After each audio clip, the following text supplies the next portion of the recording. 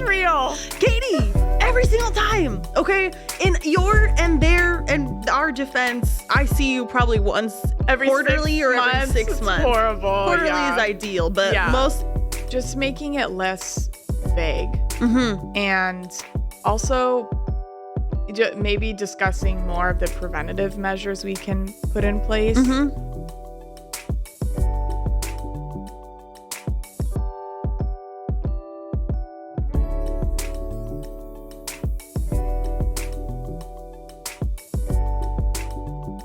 Hi, everybody. My name is Jasmine Naomi. I am host of the Souly Human podcast. On Souly Human, we talk about a bunch of different things, but typically around mental health and spirituality and how our personal and professional experiences kind of come into one. But aside from talking like our shared human experiences, we also acknowledge that we are soul, and our soul is what connects us to ourselves, to the universe around us, and to each other. So today on Souly Human, I have a guest here with me today. She's a friend of mine, Katie. Katie. Hi. Friends. Hello. Friends, Katie. So Katie and I met in our graduate program, in our MSW program. And we did our master's in 1 year, which is not ideal. When you do your bachelor's in social work, certain programs have a 1-year program because your entire undergrad was in social work as well. So we did that, we survived, and now we are hopefully more than just surviving, we are thriving because that was a one and done situation. So, Yes. Katie, can you introduce yourself without telling us yet what your job is? So who are you? Who is Katie? Okay. Hello. First off, let me tell you what a fan I am of you and of podcasts as a whole. She is a podcast I'm a fan. podcast girly. Yes. Every day, it's either an audiobook, maybe some Taylor Swift in my ear, and or a podcast. So it's honestly a dream come true to be on a podcast, especially yours. So thank you. I'm happy you're here.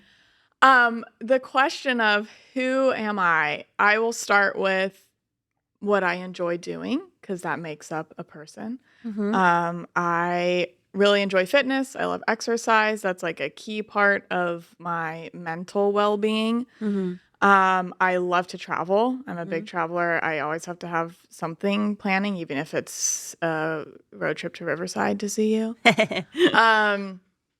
I really appreciate family. And something that I think I've really grown to appreciate or focus on in the last few years is just trying to find as much balance as possible in all aspects of my life, whether it be spirituality, my work, my family, my hobbies even. Mm-hmm. So I think that all plays into that I am somebody who's growing and just figuring life out as we go. As we go, right. Do you have any, aside from your drive home today, do you have any other pending trips? Anything coming up? Yes. This actually just happened this week. Oh, nice. Yeah. So I am going to go to Washington State Oh, for my anniversary. Yay! In June. In June, Mhm. you know. Mhm. Yeah. So my husband and I will be married. We'll have been married 5 years, which Dang, is a trip. that is a trip. Crazy. I met Jasmine like less than a week after I got married. Yep.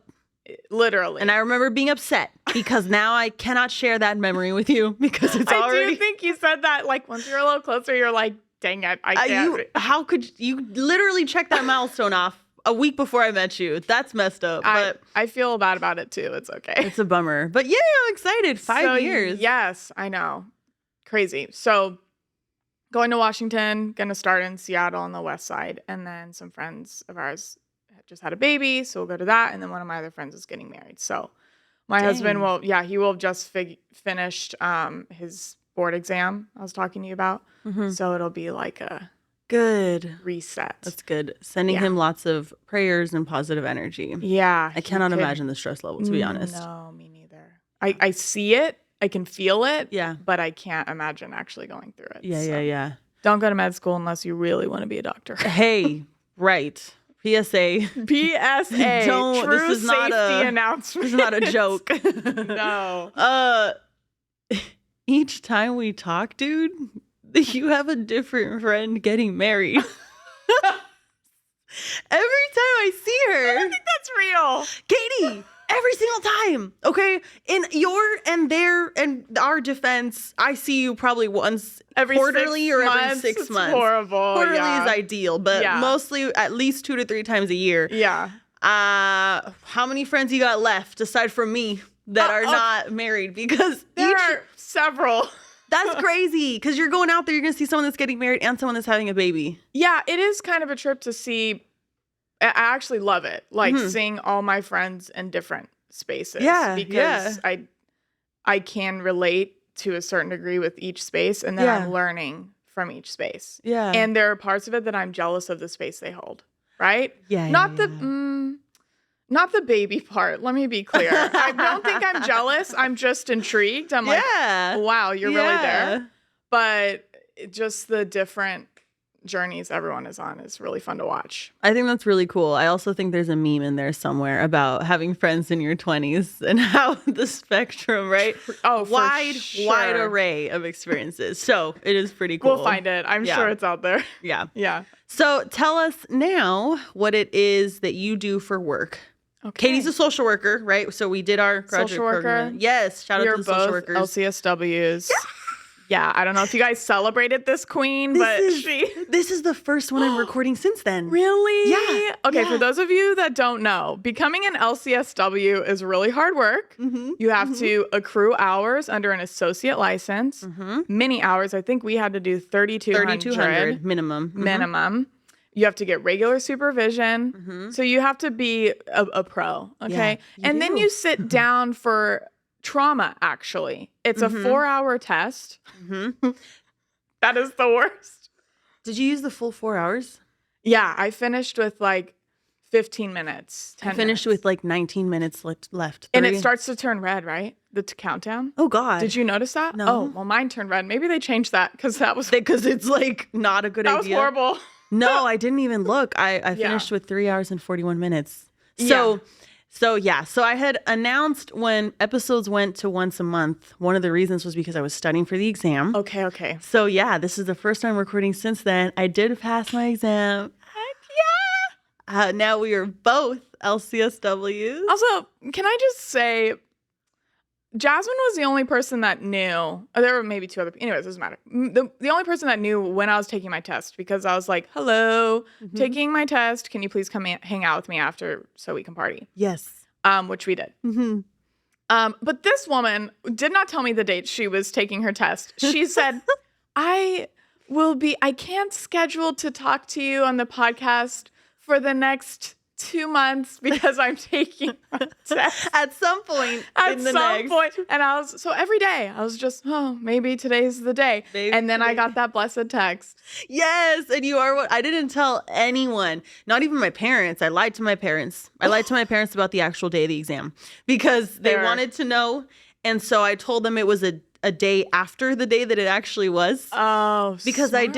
I just didn't need that pressure. No. I didn't want my mom text me in the morning. I know it's with good intention. I know it's with love. I needed to be in a grounded space. Oh yeah.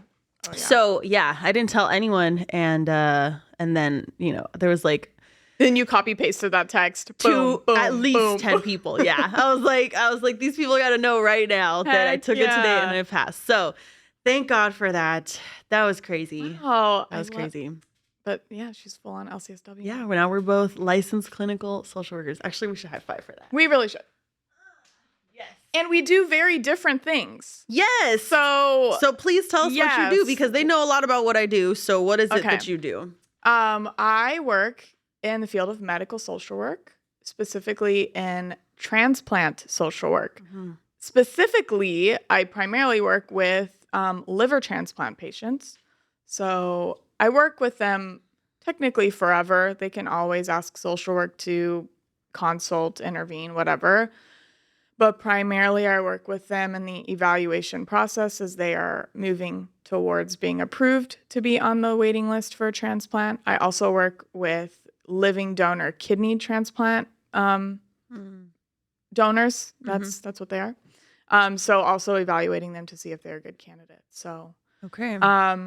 And then on the side, I have started doing some private practice counseling therapy, which has been wonderful for my personal growth and professional growth.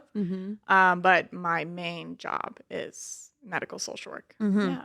So when you say assessing like whether they're a good candidate or not, what does that mean? So we do what's called a psychosocial assessment. So I'm mostly looking to see that they have really good family support, because recovery from a transplant is like 6 months long at least. It's a very rigorous, challenging process. Many liver transplant patients do have a history of alcohol use, and so I'm assessing to make sure they have a good sobriety plan in place. Are they participating in mental health treatment if it's needed? Are they participating in Alcoholics Anonymous or some sort of similar 12-step program for their sobriety? And I'm assessing their insight. Like, is this something they want? Something we talk about a lot as a transplant team is we are transplanting this patient, not their caregiver or their family member, right? Because a lot of times the family really steps in and is really advocating for this patient, but which is needed, because when you're sick with liver cirrhosis, it's horrible. The symptoms you have are truly debilitating, but there is still something we're looking for to see that the patient is really committed to this process. Because we always tell them it only gets harder after transplant, right? Like, you think this is hard, it gets harder for a while. So, And are there times where you have denied patients a transplant? yeah, it happens. Well, here's the blessing is it is a team decision, right? Okay. All I do is I will provide my recommendation to the transplant team. So a patient can be denied for psychosocial concerns, whether it be because they have relapsed and we're not going to transplant someone who's actively drinking. They can be denied because of medical concerns, whether it be cardiac concern, whatever, any number of things. But it is something I'm really proud of is the way our team is structured. It's very collaborative. They listen to each perspective, each specialty, and then we make a group decision. And we do sometimes have to say no, which is hard. And if it is a social work reason we say no, usually I'm the one that calls and lets them know. Like, hey, we declined you because of X, Y, and Z. Okay. Yeah. And what's the most common reason that you've had to deny someone from a social work standpoint? That's a great question. It's probably 50-50 between alcohol relapse and not having adequate care for transplant, which we say they need to have at least 2 caregivers, more or less full time, for it to be a successful outcome. Okay. Yeah. Interesting. That must be hard telling someone that, because my guess is this is something that they need for their quality of life, their health, know, but it's also like, it sounds like some people are not in a space for that, but that's got to be tough. Yeah. A lot of times what I say to them is, transplant, we can categorize it as elective, arguably, in the sense that sometimes giving a transplant is actually not going to improve their quality of life in the long run, right? Like if we gave someone a transplant who didn't have the care, they can't make it to appointments.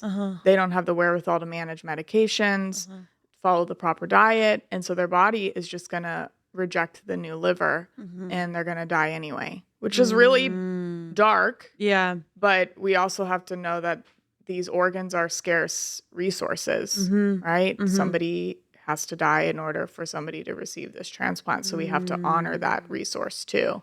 But that's true. Yeah, I mean, it is not uncommon that I get a family member telling me that, okay, so you're sentencing my loved one to death. And that at first really would shake me. Yeah. But I think some of the reasoning I just gave you, like that I give them, kind of helps me not take that load.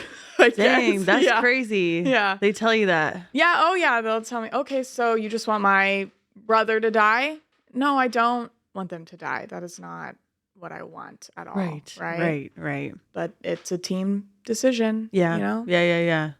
So, So, and you've been doing transplant social work You did it for your internship. Oh, yeah. And then you worked and did it again. Yes. Continued to do it. So you've been doing transplant social work for Pretty much 5 years now. 5 years now. Yeah. That's wild. It's been a long time. Yeah. What the heck? But I know sometimes I'm like, am I an expert? No, 5 years? Well, I started at the beginning of 2019. That's true. That's why it's throwing me off. Yeah. I'm processing 4 years in my head, but 5 years. Because of my internship. Yeah. So I was very fortunate to, have that kind of pathway to get me into a job, which I know is a really big struggle for a lot of people. So yeah. Has there been a theme recently that kind of you're working through and continuing to grow in as a social worker in your field? Yes. I think this is a very common theme that comes up in probably any field where you are helping people, I think I would say any helping field. But primarily social work, they talk about it all the time in school. But I would argue that they talk about it all the time in school, but they don't really prepare you on what to do with it, which is the word burnout, right? That has been a really significant thing for me recently. And it's sneaky. She's a sneaky little bitch. Yeah. She sneaks up on you. Sneaky for sure, which I don't think people think about. No. Yeah. I think they think that it's like oh, wow, I'm so burned out. Yeah. And we throw that word around a lot. But it's it sneaks up on you. It's really hard to identify what is causing it, especially if there's a lot going on in your life. If you have a lot of different stressors, yes, then it's like, okay, I just have been sleep deprived because of this, or or I'm worried about this person in my life. So you might think that the symptoms you're experiencing, which for me was primarily just fatigue, disinterest, honestly, in the job, if I'm being transparent. Yeah. I could easily attribute that to other life stressors, but then you get to a point where maybe some of these other things have calmed down, or you notice that it's accentuated when you're in that workspace, that you're like, oh, this is burnout. Okay. Yeah. And I don't know if I feel like true burnout, right? Not being overwhelmed, not being stressed out, being truly burnt out. I have only experienced it once, and it was when I was at Riverside County. Do you remember when I was doing both the group home and the county? And the county was like insane. I think that's when I experienced burnout. But I found that even when I removed myself from what I felt was causing my burnout, and even when I removed some of the stressors, I still experienced the disinterest, the fatigue. It was like I couldn't shake it for a long time. Yes, that's the key. Is it lingers for a long time. Yes. Yeah. And I agree. I think that in school, I was actually just talking about it with my students this week. We were talking about it because I asked them, do you guys think it happens overnight, or do you think it's an overall progression? So we talked about it, but I don't know. Do you think there's a way to prepare for that? What do you think they could have done differently to prepare us for that? I know that's the thing is I also feel, actually, maybe this is a question for you. What did you experience? Because I said my symptoms were fatigue, disinterest, maybe you could say low mood even. Yeah. Like, what was it like for you? It was the same. Okay. Which honestly, it felt like depressive symptoms. Yeah. Yes. Yeah. It felt like depression to where I didn't have any motivation. I didn't have any interest. It was in a low or a sad mood really often. I kind of felt pretty hopeless. My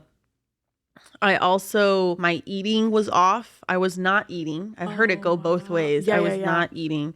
And I was just tired and in a state of like exhaustion all the time. Yeah. Even if I had gotten rest, like a full night's rest, I'd wake up and be in that same state of mind. And I think it took like 8 to 10 months after leaving there to get back to not feeling that, which was crazy. That was crazy to me.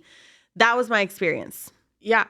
So I don't know. I try and think because it's come up a couple different times on the podcast or with friends or with students. And I'm like, I don't know how they could have maybe really truly defining burnout and what it can look Yeah. like, Yes. because you hear as social workers, we have such a high turnaround rate in, I would say, everywhere or a Mhm. high necessity. You need us everywhere. We are in Mhm. every space. When you hear the term social work, people think, underpaid, overworked. I wouldn't disagree, but depending on the space that you're in. But Yes. yeah, I don't know how. Yeah, I think defining it, um, I was gonna say normalize it because they do normalize it, but just making it less vague Mm-hmm. and also maybe discussing more of the preventative measures we can put in place. Mm-hmm. Mm-hmm. But that's also really challenging when our jobs do demand so much. Yes. So it's like, even if you are putting those self-care measures in place, Mm-hmm. she might still come for you. Right, right. I'm going to Google it to see how they define it word for word. Yeah. But so what is your experience right now with burnout? What are your thoughts, reflections, Yeah. concerns?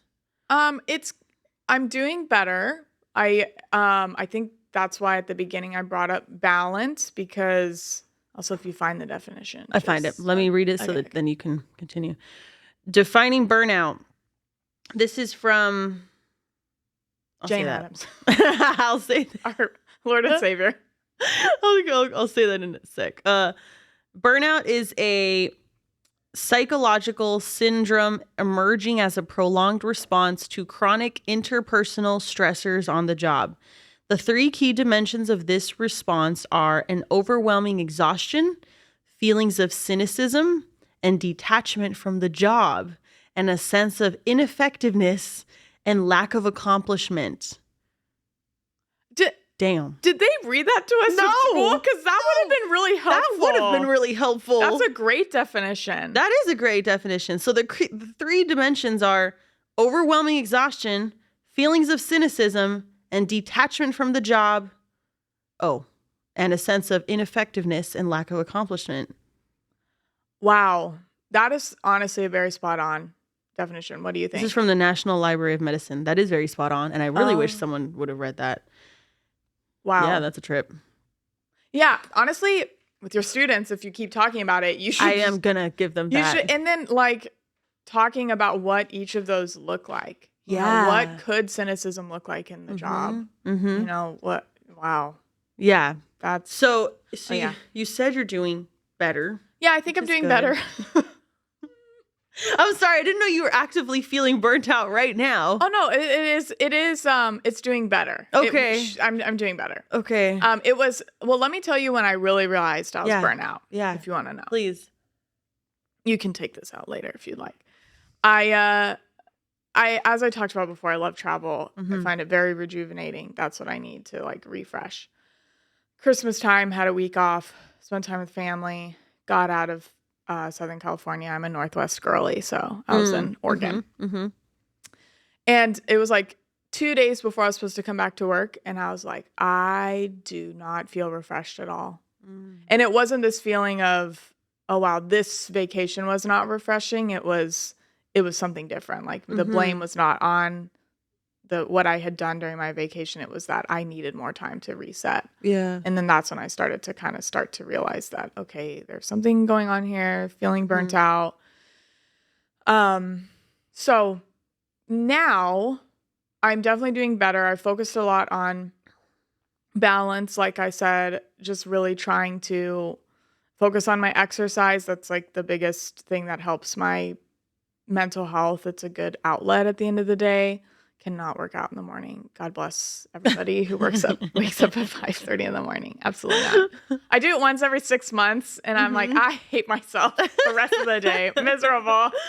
So after work, that's when I try and exercise. I'm in therapy personally, which is I love therapy. I would say that another thing I'm trying to do is read more. And what I mean by that is I listen to audiobooks all the time. I read all the time, but I'm trying to read more physical books. Okay. Because it's forcing me to just sit down. You can't do anything else.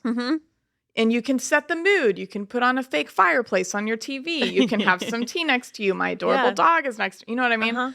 So that kind of balance of just, okay, I'm going to intentionally stop. Now, you could argue I could go further and like truly meditate and not occupy my mind.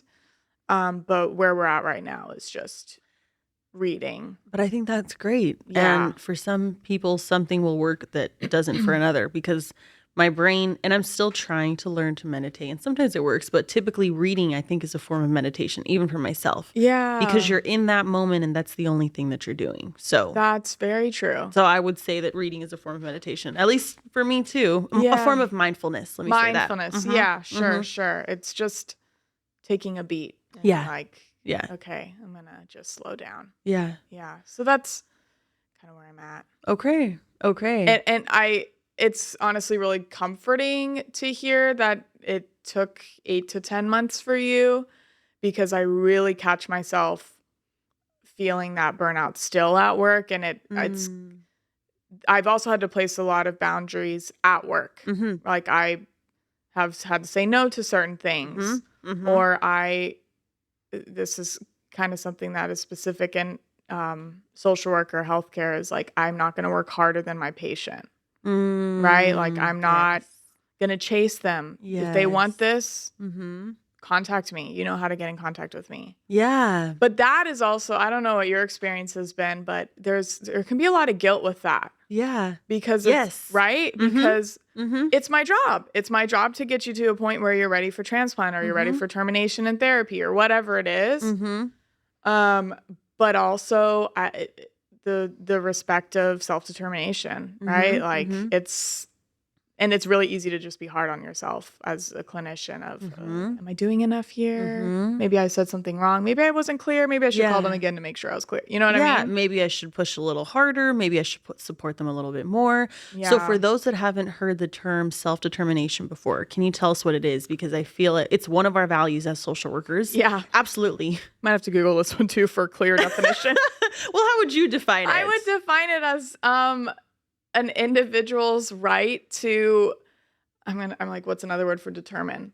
Dictate what they want to do in their life and where they want to place their focuses, I guess. It's basically, as clinicians, we can only provide, advice or guidance, or provide a listening ear, most importantly. But at the end of the day, our client or patient is making the decision on what they want to do and what they want to utilize. Because it's their life. Correct. Exactly. I think that you did a great job. Yeah, that's how I would define it. Yeah. Self-determination is acknowledging that this is your life. You're in control of the decisions that you make. And so I can support you in this, but this is your journey. This is not my journey. And I think some would be like, duh. But when you're working with a client and you are forming a relationship and you want them to succeed and they want to succeed, in the circumstances that you have found yourself, well, let me rephrase. Have you found yourself in moments where you have done more work than the patient has? Oh, yeah. Same. Why? For those that might be like, well, duh, you just let them do what they got to do. It's actually a little deeper than that. No. Why? I have done it numerous times, and I would even link it back to the burnout, but we'll get back to that in a sec. Yes. Okay. I know you wanted to get back to that in a sec, but part of the definition of like questioning questioning your ability, or what was it? A sense of ineffectiveness and lack of accomplishment. Yes. So you are trying to compensate for that feeling of ineffectiveness. That's part of the why. That's a very good point. Yeah. Yeah. So you're trying to compensate for that. There's also part of me that's like, this is my job. Like I said before, I'm trying to prep them for this surgery, hopefully. And because I care. Yeah. And also from an outside perspective, I think anybody can relate with this in any relationship they've ever had. A lot of times you can see what would be best for them. Let me tell you, it would be best if you quit drinking. Yes. Because then you won't die. Yes. Or it would be best if you let your family member help you. Yeah. Because then you won't die. Mm-hmm. Right? Like that's a very black and white way of looking at it. But Mm-hmm. for me, that's why I feel like I will sometimes work harder than the patient. Mm-hmm. What about you? Yeah. Well, because same, I care about my clients, and I can see what's best for them. And although it has never been like, you know what? I can honestly say I have never told a client, you're wrong, we're doing this instead, right? It's more of like, let's say you're on the journey and you're in treatment, and I have found myself to where if this client is struggling with things, I will support them in more ways, and I will try and give them additional support. And there's a line with that too, because if the client is just not ready, that support won't make a difference, because internally they're not ready and they don't want to. We talk about the stages of change, right? Like when someone wants to make a change, any change as a human being, there are steps to that. And if you're just not ready, then you're just not ready. And being okay with that is what's hard, because you care about them. Exactly. And we're in the helping profession. Yeah. Great. Great. A profession where we're supposed to help, but not too much. I know. And it's I think the longer, at least for me, the longer I do work like this, and it's a little less it's actually significantly less intense. The idea of self-determination with my clients is very different with my kids than it was with adults, right? Sure. As the adults, it's different. But when I was in that space, and as I'm like continuing to grow as a clinician, I think it is truly like a beautiful thing to honor this person's right to do or don't, or, wherever they're at in their journey. Yeah. But as your clinician and in the role that I play, it's just very frustrating. Yeah. And I think it was contributing to the burnout, because I want you to be okay. You don't seem to care as much as I do. And so the weight of it, I feel like, was also contributing. Just I don't know. Maybe the responsibility you felt like you held. Sure. Yes, but that comes down to, I think, my working on my internal boundaries as a social worker. We've got a few years under our belts, but we're still learning, and we're still babies in comparison. Day. Yeah, but it's like I'm still learning those internal boundaries, because I would feel responsible. Right. Yeah. Well, and the other thing I was going to say about maybe why we help or try harder than the client, and the reason we shouldn't, is because we don't want them to become dependent on our help. Yeah. Right? Like if we're constantly contacting them every 3 days or whatever it looks like for you or for me, it's like, then we're never going to reach a point where they can truly fly. Right. Well, and then also it's much more beautiful when they come to the realization of, oh, this is what I need to do to take care of myself, or this is what I need to do to take the next step in my recovery or healing, than if we're just saying, okay, these are the steps, make sure you check off these 5 boxes, right? Or whatever. Right. And I feel like that type of change wouldn't stick anyway. It's, right. Because of their life, when they come to a space for that, when they want it themselves, that is the type of change that lasts and that sticks. Did you ever feel yourself having to try and find a way to intentionally like disconnect to, what does that look like for you? With my work, it feels pretty tangible in the sense that, for example, the kind of stuff I ask my patients to do would be, okay, I need you to develop a caregiver plan. And you've listed a few people, but I want you to call me and schedule an appointment for them to come and see me with you, right? That's like pretty tangible. So in the past, and probably still sometimes, if they didn't call me back in a week, I'm going to call them back and say, hey, remember I asked you to do this.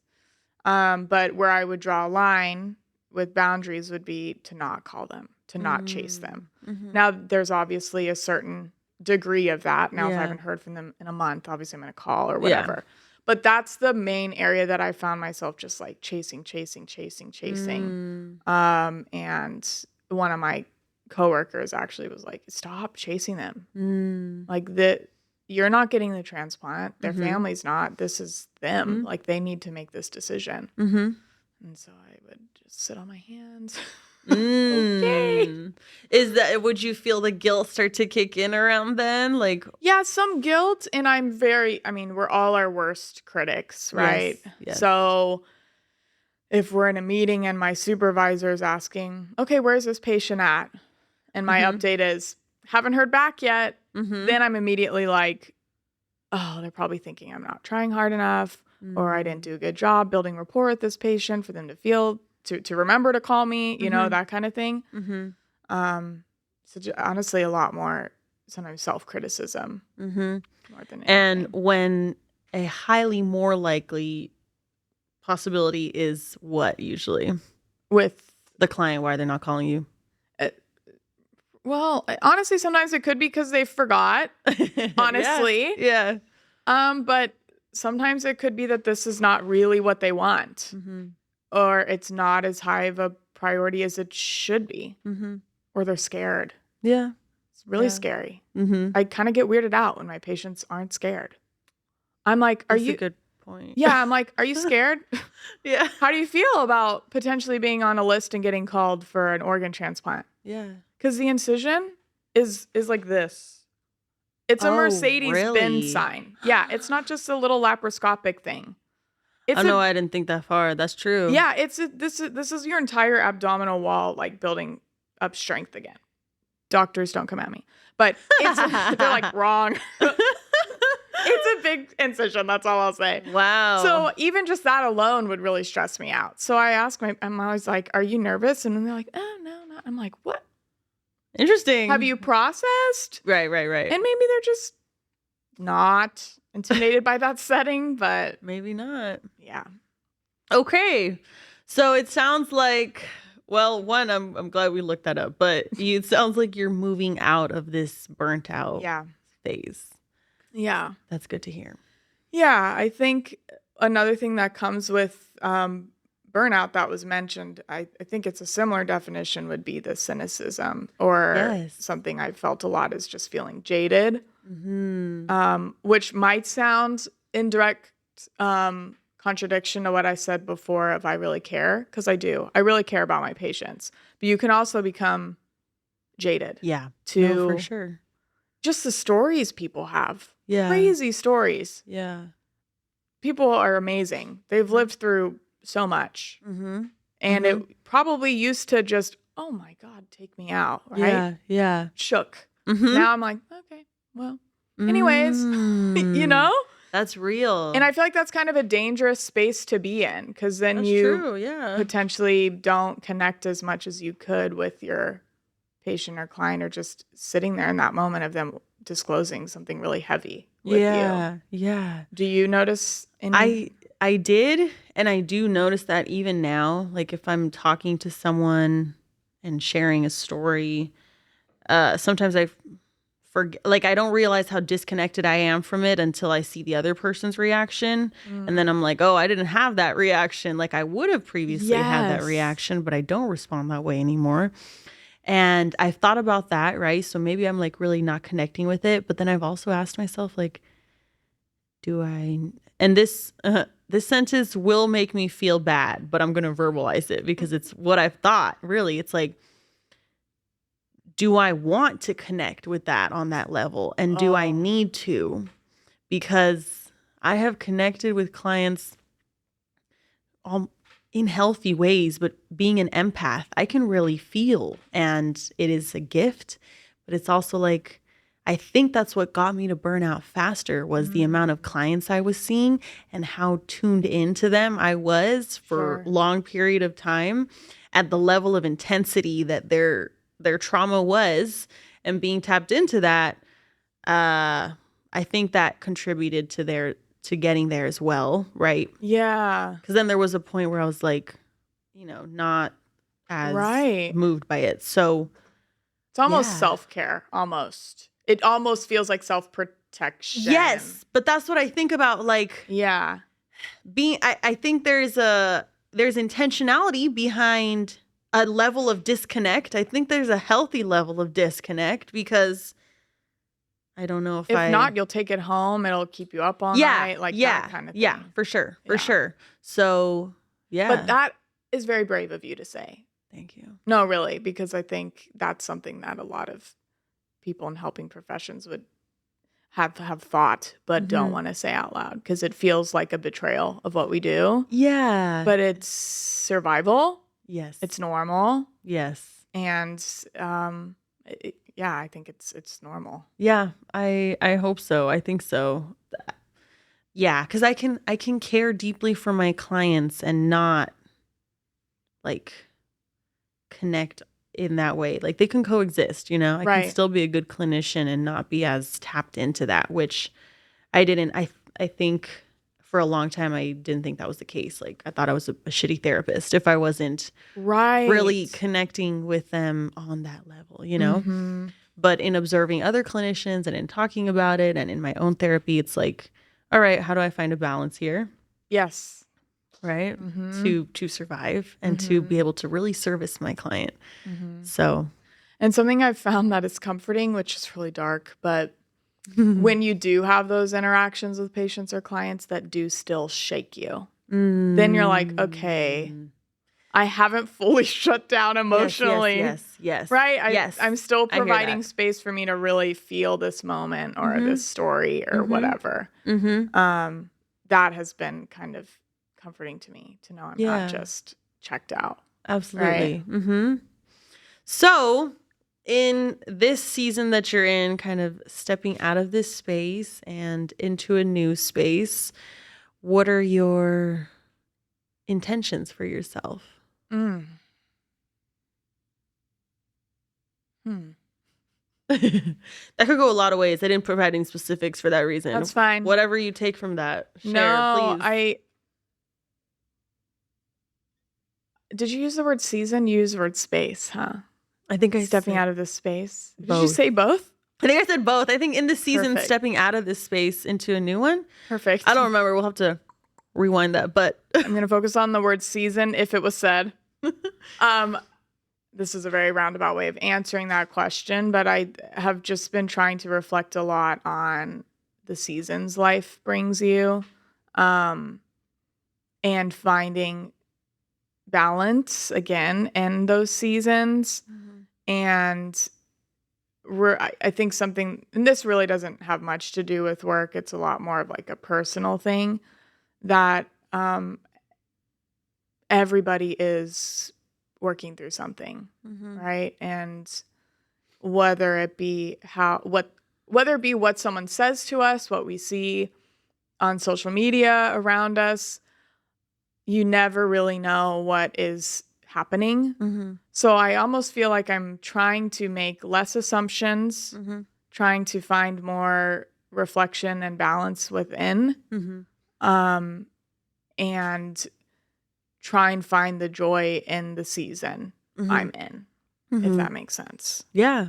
As an intention, which I'm still working on placing as a more intentional intention, if you will. Fair enough. Yeah. Well, because I feel like something like that, you have to be intentional. I think it's a mindset, right? It's like, how am I choosing to exist in the state that I'm in right now? Right. Instead of trying to be somewhere else, like, up here and in here, how do I stay in this and be okay with that? It's so easy to just... I had a client actually say something interesting to me recently. They said, sometimes when they feel low and discouraged, it's kind of comfortable to just stay there. And that really got me thinking, because it is so easy just to hyper focus on the negatives, or positives, and then you're in denial about potentially horrible things happening around you, right? But I think it's an art and a practice of kind of taking in everything that's going on around you at face value almost, and just recentering whenever you can, and whatever that looks like. Yeah. Yeah. But being a human is freaking hard. It's a journey. It is. It's hard. It's a journey. It's beautiful. It's everything. It's everything. What is the joy right now that you're trying to focus on in this season?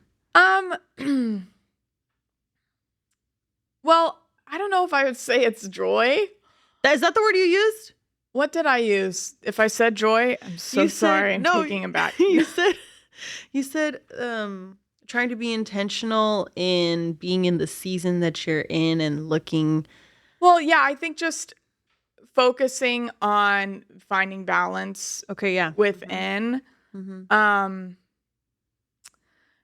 I have noticed, and I don't know if you have experienced this at all as a freshly minted LCSW, but I feel like a lot of my life has been just looking forward to the next thing, right? Even high school, 4 years. Oh my God, yay, graduated. College, 4 years. Master's, 1 year, don't do it. 1 year, right? And then even with my LCSW, okay, I'm working towards my LCSW.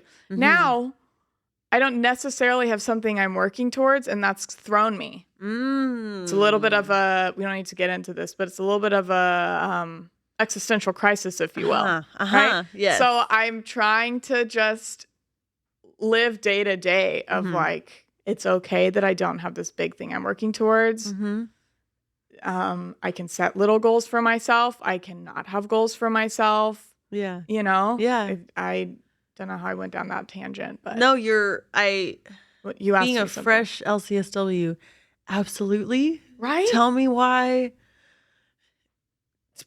Like I tell someone that even before it's done, right? People ask, "What's next?" I'm like, stop. So then I just stopped telling people. That's why you didn't tell anybody. That's also why I didn't tell anyone. Like, bro, I'm trying to get through this exam right now. It doesn't matter what's happening next. This is what's happening right now, okay? Yeah.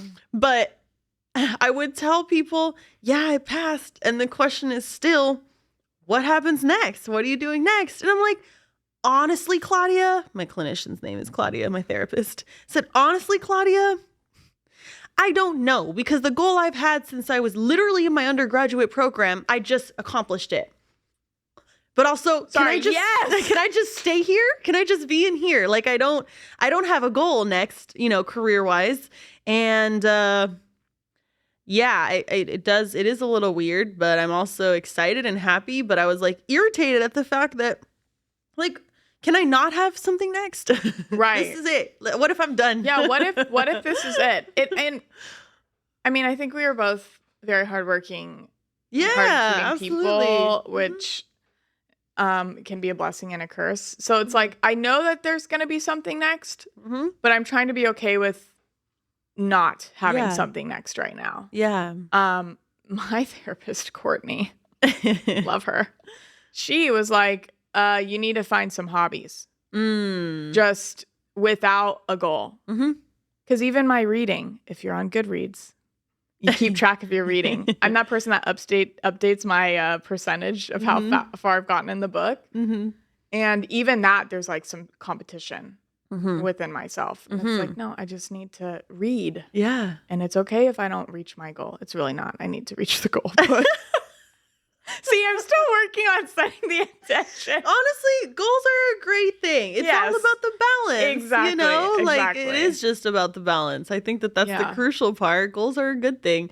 Tell me why I signed up for a 5K. Wow. I'm doing a 5K with Esther and Angelica. Heck yeah. Because 1, I wanted to get back into running, but 2, once I stopped studying, I was like, I got to work towards something. Like I want to be working towards something. It's also a good feeling, It's a good feeling to be actively working towards something within yourself. Yes. As long as it's not like fueling your existence, it's okay to be in a nowhere space. It's okay to be in a motivated space. Yeah. Well, and that's what fueling your existence. I love the question that you ask at the beginning of these episodes, which is like, who are you outside of work? And we were supposed to record this a few months ago, and then I got really sick. But when you asked me that question, I was like, I'm sick. I'm kidding. I actually was really sick. No, I believe you. I know you were. Really sick. I know you were. But it is really hard to find that balance sometimes when we are working. We spend more time in our job a lot of times than we do at home or with our family or doing the things we actually are passionate about. So I just love that you bring that focus back, because it even on the drive over today, I was like reflecting on, okay, what am Yeah. I, Yeah. outside of work. Yes. Well, I think we're not our jobs, Right. if we're blessed with the opportunity to do something that's in alignment with what feels our soul, then it's a blessing, but it's still not, who I am. And I think being a therapist, being a social worker, because it's such a love for the connection and the experience and working with clients, it's sometimes they're intertwined and that's okay. But when I was at a previous job, it started to feel like whether or not I was a good human being or whether or not I was a successful being was purely based on my job. And so I Sure. was like, this cannot be it. No, So, that's not it. and to wrap up, and while we're talking about this, what is it that fuels your soul? Did I say fuels? What is it that fills Oh, your soul? fuels makes sense too. True. I was stuck in the previous thought. But what is Yes. it that fills you? Quality time with people. If you look at my love languages, I don't know where you would look at them, but my love languages, top one is for sure quality time. Okay. So quality time with people, nature for sure. And I'm still figuring out what this looks like in filling my soul, but spirituality, religion, for me, Christianity specifically, I know that has a space of filling my soul. I'm still figuring out in what capacity. Okay. Which is its own journey, right? Yes, that is its own journey. But I will say, I wasn't trying to bash on what I do, because I do love it. And I don't. Yeah. The interactions I do have with people fill my soul. Yes. Right? And Yes. sometimes I go a week and it's like, okay, this was kind of a meh week. And then there are moments that I'm like, this is why I do what I do. And it gives me energy through the rest of the week. Yes. Right?